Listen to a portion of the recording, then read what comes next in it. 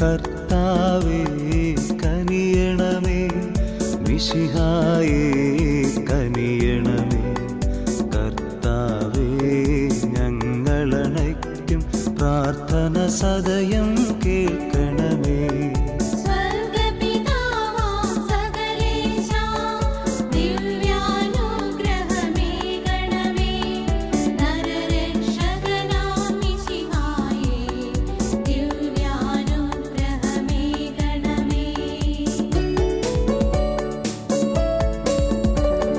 ദൈവാത്മാവാം സകലേശ ദിവ്യാനുഗ്രഹമേ ഗണമേ, പരിപാവനമാം ത്രിത്വമേ ദിവ്യാനുഗ്രഹമേ ഗണമേ.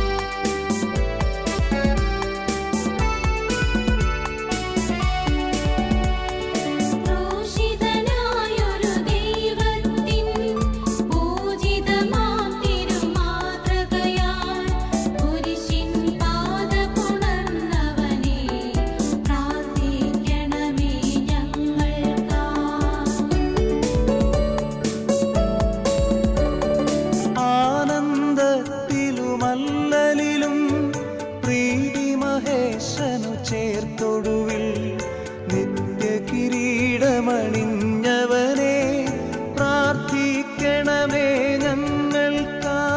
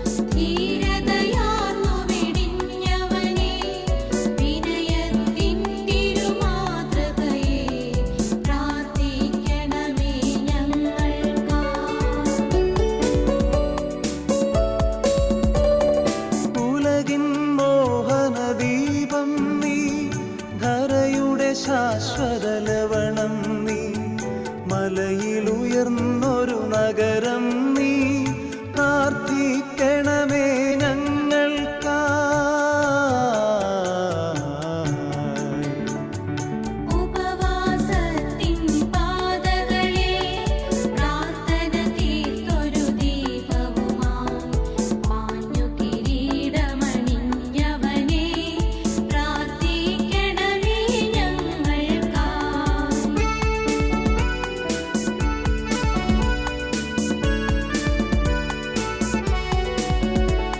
പിതാവായ ദൈവത്തിന്റെ സ്നേഹവും പരിശുദ്ധാത്മാവിന്റെ സഹവാസവും നാം എല്ലാവരോടും കൂടി ഉണ്ടായിരിക്കട്ടെ, ഇപ്പോഴും എപ്പോഴും എന്നേക്കും. ഉത്സവ പ്രതീതിയാണ്. നമ്മുടെ നാട്ടിലെ ഉത്സവങ്ങൾ നമ്മൾ ആഘോഷിക്കാറുണ്ട്, തിരുനാളുകൾ ആഘോഷിക്കാറുണ്ട്. അതൊക്കെ നമ്മൾ എല്ലാവരുടെയും കൂടിയായിട്ടാണ് ആഘോഷിക്കുന്നത്. അതെന്തുകൊണ്ടായിരിക്കാം എന്ന് ഞാനിങ്ങനെ ചിന്തിച്ചു. കാരണം ഒരു പ്രദേശത്തിന് മുഴുവൻ ദൈവാനുഗ്രഹം ലഭിക്കുവാൻ ആ പ്രദേശത്തുള്ളവർ കൂട്ടായ്മയിൽ സാഹോദര്യത്തിൽ ജീവിക്കേണ്ടത് ആവശ്യമാണ്. അത് ദൈവത്തിൻ്റെ ഹിതമാണ്. അതിന് ആരും തടസ്സം നിൽക്കാൻ പാടില്ല.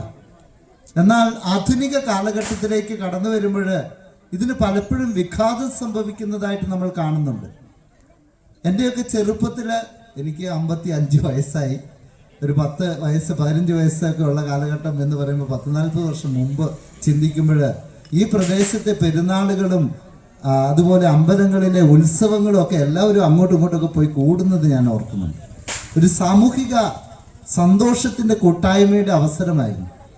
കുറേ നാളുകൾക്ക് മുമ്പ് 1998 ഞാൻ കൊച്ചച്ഛനായിട്ട് ആലക്കോട് ഇരുന്നപ്പോൾ ഞാൻ ഓർക്കുന്നുണ്ട്. ആലക്കോട് പള്ളിയിലെ പെരുന്നാളിന് ആലക്കോട് മാതാവിൻ്റെ തിരുസ്വരൂപം എടുക്കുക അവിടുത്തെ അമ്പലത്തിലെ ആളുകളും കൂടെ വരുമായിരുന്നു.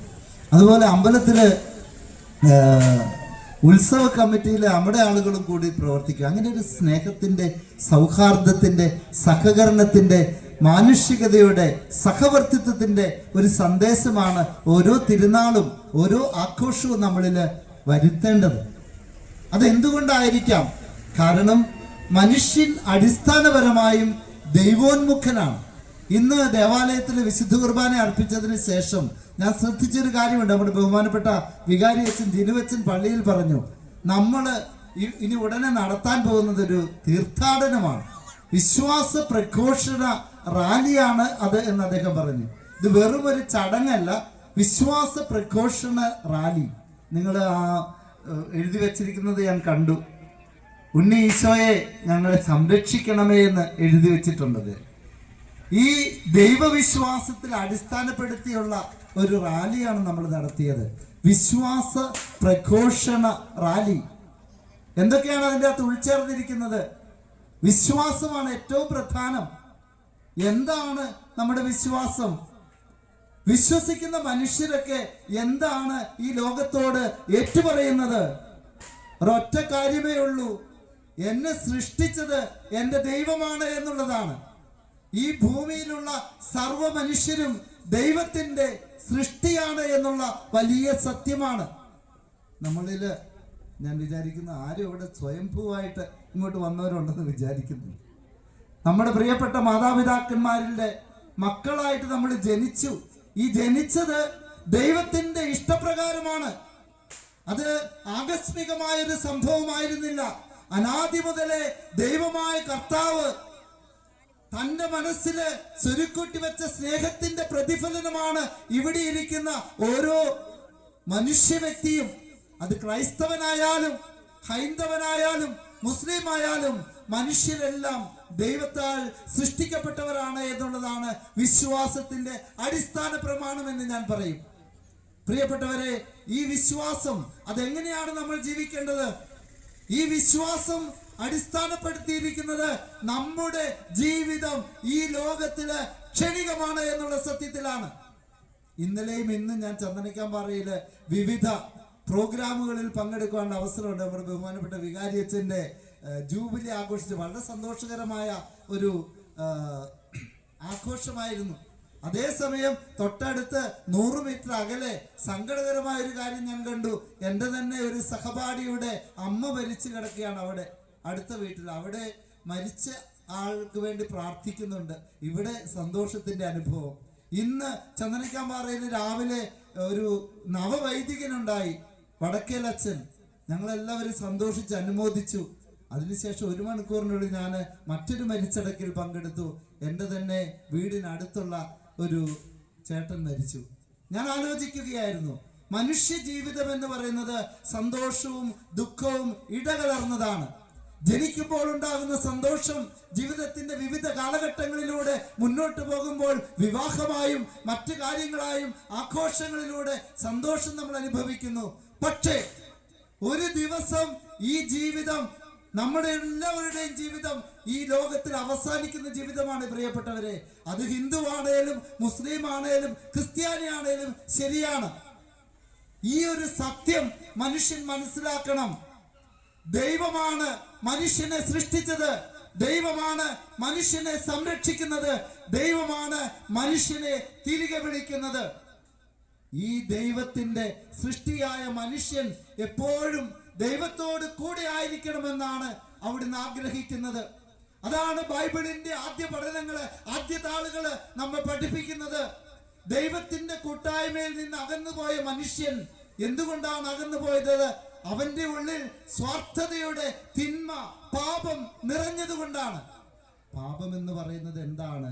ദൈവത്തിൽ നിന്ന് അകന്ന അവസ്ഥയാണ്. മറ്റൊരു വാക്കിൽ പറഞ്ഞാൽ സ്വയം മനുഷ്യൻ ദൈവത്തിന്റെ സ്ഥാനത്ത് പ്രതിഷ്ഠിക്കുമ്പോൾ ഉണ്ടാകുന്ന അവസ്ഥയാണ് പാപം എന്ന് പറയുന്നത്. പ്രിയപ്പെട്ടവരെ, ആദ്യ മാതാപിതാക്കൾ ദൈവത്തെ അനുസരിക്കാത്തതിലൂടെ പാപം ചെയ്തു എന്നാണ് ബൈബിളിന്റെ ചരിത്രത്തിൽ നിന്ന് നമ്മൾ പഠിച്ചു വെച്ചിട്ടുള്ളത്. ഇത് സർവാതിശായിയായ ഒരു സത്യമാണ്. എല്ലാ ജനതകൾക്കും ഇന്നും ദൈവം പറഞ്ഞു കൊടുക്കുന്ന ഒരു കാര്യമാണ്. നിന്നെ സൃഷ്ടിച്ച നിന്റെ ദൈവമായ എന്നെ നീ അനുസരിക്കണം, എന്റെ കൂടെ വേണം നീ ജീവിക്കാനെന്ന് ദൈവം ആഗ്രഹിക്കുന്നു. പ്രിയപ്പെട്ടവരെ, ഈ ദൈവത്തിന്റെ കൂടെയുള്ള ജീവിതമാണ് മനുഷ്യന് സമാധാനവും സന്തോഷവും പകർന്നു നൽകുന്നത്. എന്നാൽ ആധുനിക കാലഘട്ടത്തില് ഈ ദൈവം തന്നെ ഇല്ല എന്ന് പറഞ്ഞ് നമ്മുടെ കൊച്ചുങ്ങളെ, നമ്മുടെ യുവാക്കളെ വഴിതെറ്റിക്കുവാൻ ബോധപൂർവമായ പരിശ്രമങ്ങൾ നടക്കുന്നത് കണ്ടില്ല എന്ന് നമുക്ക് നടിക്കുവാൻ സാധിക്കുകയില്ല. വിവിധ മതങ്ങളുടെ പരിപാവനമായ ആചാരങ്ങളെ, പരിപാവനമായ കലാസൃഷ്ടികളെ പോലും തമസ്കരിക്കുന്ന വിധത്തില്, ഇകഴ്ത്തുന്ന വിധത്തിലുള്ള പ്രവർത്തനങ്ങള് ഇന്നുണ്ടായിക്കൊണ്ടിരിക്കുകയാണ്. ഇന്ന് ഉച്ച കഴിഞ്ഞ് ന്യൂസ് 18 ചാനലിൽ നിന്ന് അവരെന്നെ വിളിച്ചിട്ട് പറഞ്ഞു, അച്ഛാ, എറണാകുളത്ത് ഈ ഒരു ബിനാലെ പ്രദർശനം നടന്നു, അതിൻ്റെ അകത്ത് അന്ത്യ അത്താഴത്തിന്റെ ചിത്രീകരണത്തെ വളരെ വികലമായിട്ട് അവതരിപ്പിച്ചതിനെ പറ്റി അച്ഛൻ എന്ത് പറയുവാനുണ്ട് എന്ന് ചോദിച്ചു. ഞാൻ പറഞ്ഞു, ക്രൈസ്തവര് ജീവന് തുല്യം സ്നേഹിക്കുകയും വിലമതിക്കുകയും ചെയ്യുന്ന വിശ്വാസ സത്യങ്ങളിൽ ഒന്നാണ് അന്ത്യ അത്താഴത്തിലൂടെ ഈശോ മിശിഹ സ്ഥാപിച്ച വിശുദ്ധ കുർബാന എന്നുള്ളത്. അതിനെ അവികലമായി ചിത്രീകരിക്കുന്നതിലൂടെ ഈ ആവിഷ്കാര സ്വാതന്ത്ര്യത്തിന്റെ പേരില് ഇത്തരം അധമമായ പ്രവർത്തികൾ ചെയ്യുന്നവര് എന്താണ് ഉദ്ദേശിക്കുന്നത് എന്ന് ഞങ്ങൾക്ക് മനസ്സിലാകും. പ്രിയപ്പെട്ടവരെ, ഈ സമൂഹത്തില്, അതേത് വിശ്വാസ സമൂഹത്തിലാണേലും വിഷവിത്തുകള്, വെറുപ്പിന്റെ, വിദ്വേഷത്തിന്റെ, അകൽച്ചയുടെ വിഷവിത്തുകളെ വിതയ്ക്കുന്നവരെ നമ്മൾ കരുതിയിരിക്കണം. പ്രിയപ്പെട്ടവരെ, ഇതുകൊണ്ടൊന്നും വിശ്വാസം തകർന്നു പോകുന്നുവെന്ന് ഞാൻ കരുതുന്നില്ല. കാരണം ഈ വിശ്വാസം അടിസ്ഥാനപരമായും ദൈവത്തിലുള്ള വിശ്വാസമാണ്. എന്നെ സൃഷ്ടിച്ച എന്റെ ദൈവത്തിലുള്ള വിശ്വാസം. ഈ വിശ്വാസമുള്ളവർക്കാണ് അത്ഭുതങ്ങൾ അനുഭവിക്കുവാൻ സാധിക്കുന്നത്. ഇവിടെ എന്റെ വലതുവശത്ത്, മുൻവശത്ത് അച്ഛന്മാരിരിപ്പുണ്ട്, എന്റെ വലതുവശത്ത് ഈ രൂപക്കൂടുകളിൽ ഇരിക്കുന്നവരാരും ഇന്നിവിടെ ഉള്ളവരല്ല. ഈ ലോകത്തിൽ ജീവിച്ച് വിശ്വാസത്തിന് മാതൃകയായി കടന്നുപോയി നിത്യതയിൽ ജീവിക്കുന്നവരാണ്. അവരുടെ വിശ്വാസം നമ്മെ പഠിപ്പിക്കുന്നത് ഈശോ മിശിഹായിലുള്ള വിശ്വാസം, ദൈവമായ കർത്താവിലുള്ള വിശ്വാസം, ആകാശത്തിലെ സർവ്വചരാചരങ്ങളെയും ഈ ഭൂമിയിലെ സർവ്വസൃഷ്ടങ്ങളെയും സൃഷ്ടിച്ച് പരിപാലിക്കുന്ന ദൈവത്തിലുള്ള വിശ്വാസമാണ് മനുഷ്യനെ നയിക്കുന്നത്, മനുഷ്യനെ നിത്യതയിലേക്ക്, മോക്ഷത്തിലേക്ക് നയിക്കുന്നത് എന്നുള്ള സത്യമാണ്. ഞാൻ ഇന്ന് വെമ്പുവ പള്ളിയില് വിശുദ്ധ ബലി അർപ്പിച്ചപ്പോൾ ആലോചിച്ചു, എന്തുകൊണ്ടായിരിക്കും ഇവിടെ ഉണ്ണീശോയുടെ പ്രതിഷ്ഠയുള്ളത്? ദൈവം എന്ന് പറയുമ്പോൾ നമ്മുടെയൊക്കെ മനസ്സിലേക്ക് വരുന്ന ചിന്ത എന്താണ്? വലിയൊരു ശക്തി, ഈ സർവപ്രപഞ്ചങ്ങളെയും സൃഷ്ടിച്ചവൻ, നമുക്കാർക്കും ചിന്തിക്കാൻ പറ്റാത്ത വിധം എല്ലാ കാര്യങ്ങളും ക്രമീകരിക്കുന്നവൻ. അവൻ എന്തുകൊണ്ടായിരിക്കാം ഒരു ഉണ്ണിയായി പിറന്നത്? ഈ ക്രിസ്മസിന് നമ്മളെല്ലാവരും പരസ്പരം ഉണ്ണീശോയുടെ ആശംസകൾ പരസ്പരം നേർന്നു. എന്തുകൊണ്ടാണ് ദൈവം ഒരു ചെറിയ മനുഷ്യ കുഞ്ഞായിട്ട് പിറന്നത്? നമുക്കറിയാം, ഉണ്ണികൾ എന്ന് പറഞ്ഞാൽ, അല്ലെങ്കിൽ ശിശുക്കൾ എന്ന് പറഞ്ഞാൽ അവർക്ക് സ്വന്തമായിട്ട് ഒന്നും ചെയ്യാൻ പറ്റില്ല.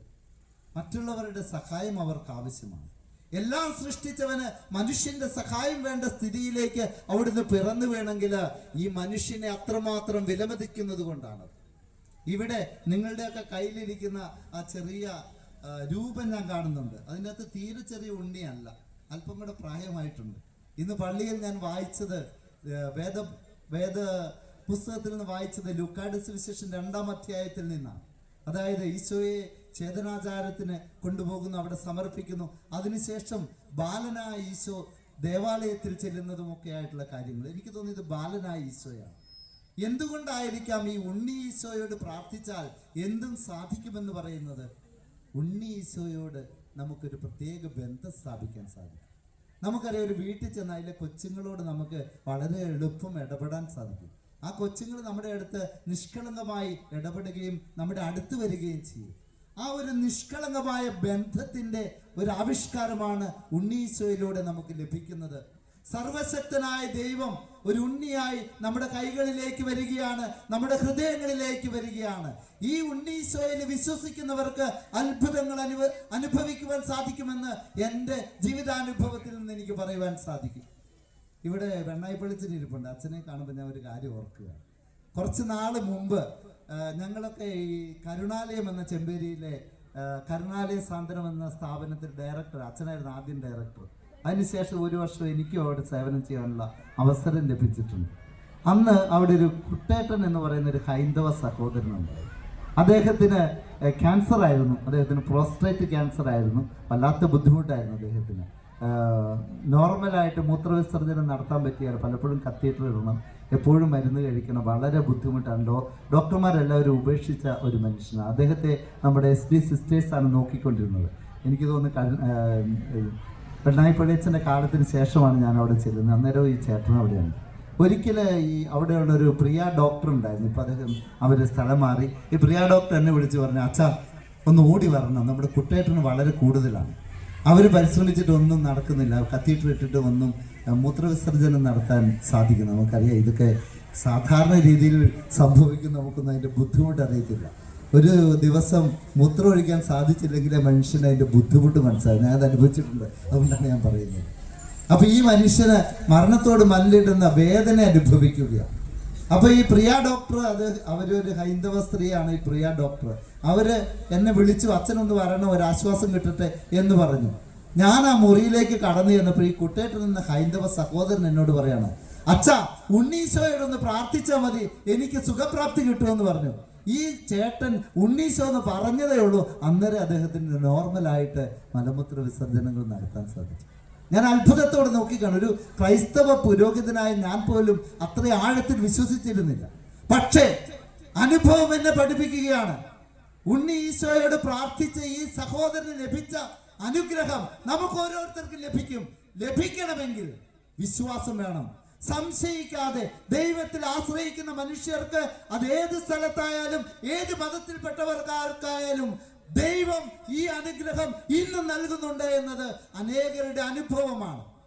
വിശ്വാസമില്ലാത്തവന് ഇതൊക്കെ പുച്ഛിക്കാനുള്ള കാര്യമായിരിക്കാം, പക്ഷേ വിശ്വസിക്കുന്നവന് അത് ജീവിതാനുഭവമാണ്. പ്രിയപ്പെട്ടവരെ, ഞാൻ അധികം ദീർഘിപ്പിക്കുന്നില്ല.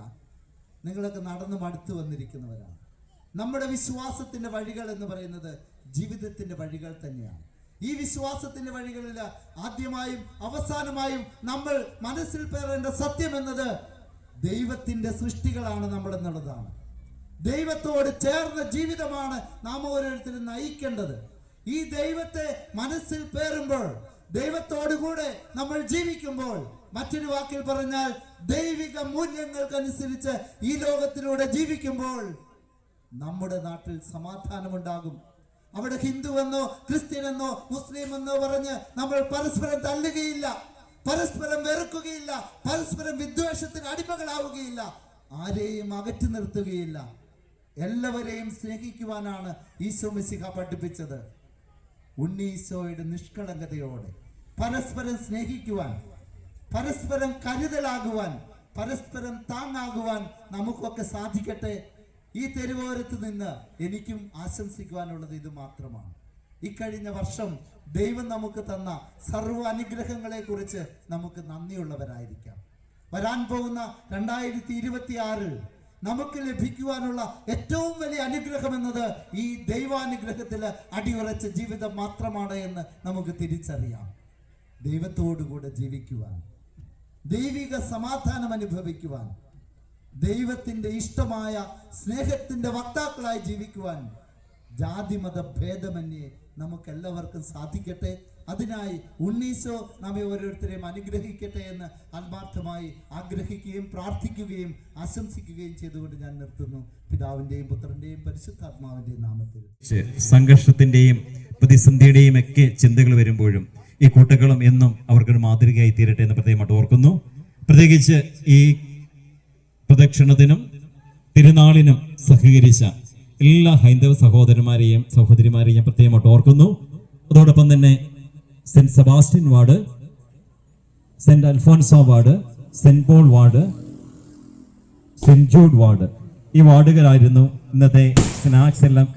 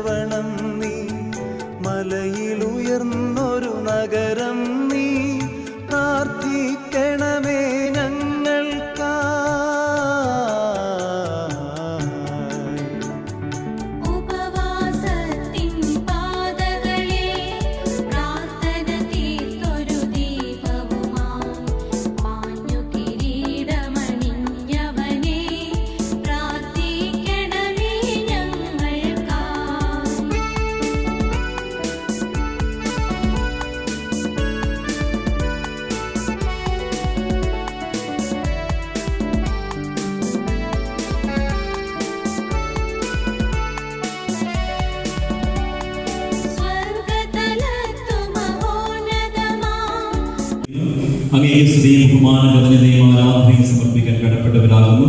പിതാവും പുത്രനും പരിശുദ്ധാത്മാവുമായ സർവേശ്വരായ നീക്കും. പരിശുദ്ധ